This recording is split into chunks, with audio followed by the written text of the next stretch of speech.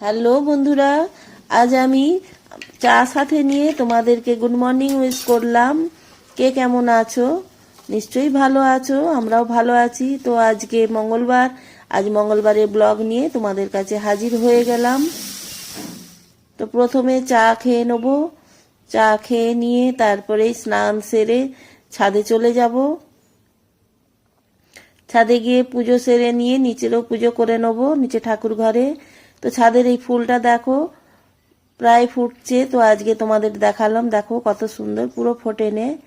তারপরেই রান্নাঘরে জলখাবার খেয়েই দুপুরের রান্নাটা সেরে নেবো, তোমাদেরকে দেখাচ্ছি। আজকে একটা বেগুন ভাজবো। তো কিভাবে ভাজবো, প্রথমে রসুন আর কাঁচা লঙ্কা খল নোড়াতে থেতো করে নিয়ে তার মধ্যে লঙ্কা গুঁড়ো, হলুদ গুঁড়ো, জিরে গুঁড়ো, ধনে গুঁড়ো আর একটু ম্যাগি মশলা, নুন আর সর্ষে তেল দিয়ে আগে এটা মেখে নেবো। মেখে নিয়ে গোল গোল করে বেগুনগুলো কেটে নিয়েছি। একটা একটা করে সব বেগুনগুলো নিয়ে এগুলোকে ভালো করে মেখে নেবো মশলাটা দিয়ে। তো এইভাবে বেগুন ভাজা গরম ভাতের সাথে খুব ভালো লাগে। তো আজকে সব ভাজা ভুজি দিয়েই চালাবো, আর সবজি খেতে ভালো লাগছে না আজকে, তো এইভাবেই আজকে রান্না করব। তো বেগুনগুলো এইভাবে মেখে রেখে দেবো, আধ ঘন্টা 45 মিনিটের জন্য রেখে দেবো। তারপর রান্নাগুলো শুরু করব। তো উচ্ছে আলু ভাজবো আজকে। প্রথমে উচ্ছেটাকে লাল করে ভেজে নিলাম, নুন হলুদ মাখিয়ে রেখেছিলাম। তারপরেই ওই কড়াই তেলের মধ্যে একটা শুকনো লঙ্কা, অল্প কুচনো পেঁয়াজ দিয়ে একটুখানি ভেজে নিয়ে ওর মধ্যে পেঁয়াজ কলি, আলু, নুন হলুদ মাখানো ছিল আগে থেকে, তো এটাকে ভালো করে ভেজে নেবো, লাল করে ভেজে নেবো। সেদ্ধও হয়ে গেছে আলুটা। তার উপরেই দিয়ে দেবো উচ্ছে ভাজা, দিয়ে ভালো করে ভেজে নিয়ে নামিয়ে নেবো।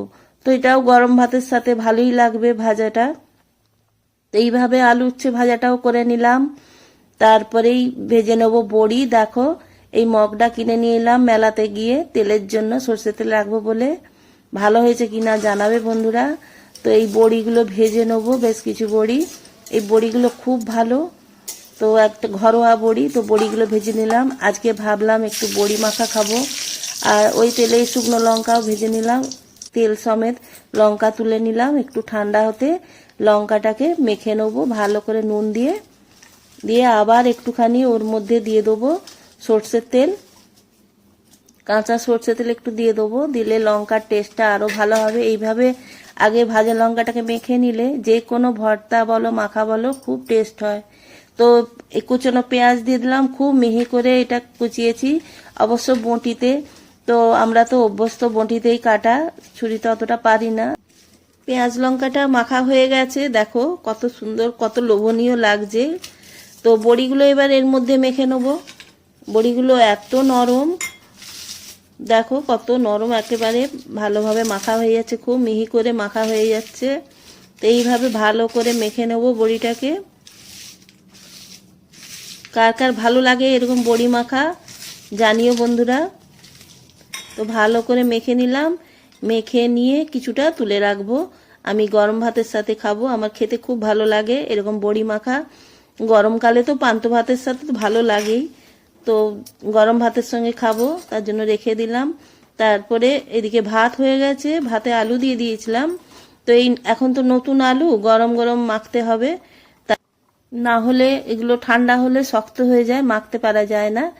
ওই জন্য ভাত থেকে বার করে নিলাম, দিয়ে আলুগুলোকে একটু হাতে করে ভেঙে দেবো, দিয়ে চাটুর সাহায্যে আলুগুলোকে একটু মেখে নেবো, যাতে ঠান্ডাও হয়ে যাবে আর আলুটা একটু মাখাও হয়ে যাবে। তো তারপরেই দিয়ে দেবো এর মধ্যে একটু সর্ষে তেল, কাঁচা সর্ষে তেল দিতেই হবে। ভর্তা বলো মাখা বলো, একটু কাঁচা সর্ষে তেল না দিলে টেস্ট হয়ই না, যে কোনো ভর্তাতেই। নুন দিয়ে দিলাম পরিমাণ মতন, আলুতে যতটা লাগবে, দিয়ে মেখে নিয়ে তারপরেই দিয়ে দিলাম এই বড়ি মাখাটা, দিয়ে ভালো করে মেখে নেবো আলুটাকে। তো কার কার ভালো লাগে এরকম আলু মাখা জানিও বন্ধুরা। তো মাখা হয়ে গেল আলুটা, দেখো কত সুন্দর লাগছে, কত লোভনীয় লাগছে। তো হয়ে গেল, খাওয়ার টাইমও হয়ে গেছে। এবার বেগুনগুলোকে ভেজে নেবো। তো চাল গুঁড়ি নিয়েছি আর বিট নুন নিলাম আর একটুখানি লঙ্কা গুঁড়ো নিয়ে চাল গুঁড়িটাকে মিশিয়ে নেবো। এবার একটা একটা করে বেগুন নিয়ে চাল গুঁড়ি দিয়ে এরকমভাবে চেপে চেপে দেবো, চাল গুঁড়ি দিয়ে মেখে নেবো। চাল গুঁড়িটা দিয়ে বেগুনগুলোকে মেখে নেবো, দিয়ে একটা একটা করে এইভাবে মেখে প্লেটে তুলে রাখবো। হাতে করে চেপে চেপে এইভাবে বেগুন, প্রত্যেকটা বেগুন চাল গুঁড়ি দিয়ে মেখে নেবো। যে 2 মিনিটের মতন একটু রেখে দেবো রেস্টে।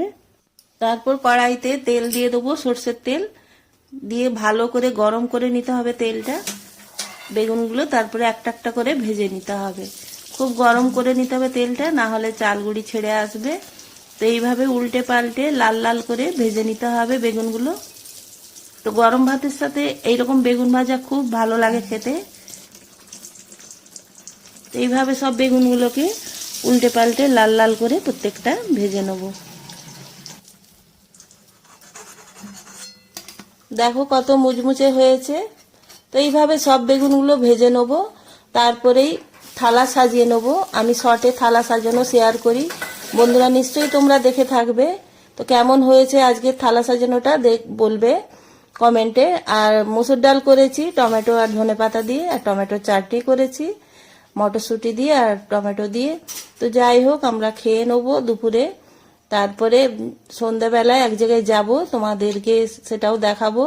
তাহলে বন্ধুরা খাওয়াটা সেরে নিই। তো আমরা বেরিয়ে পড়লাম, 8টা বাজে।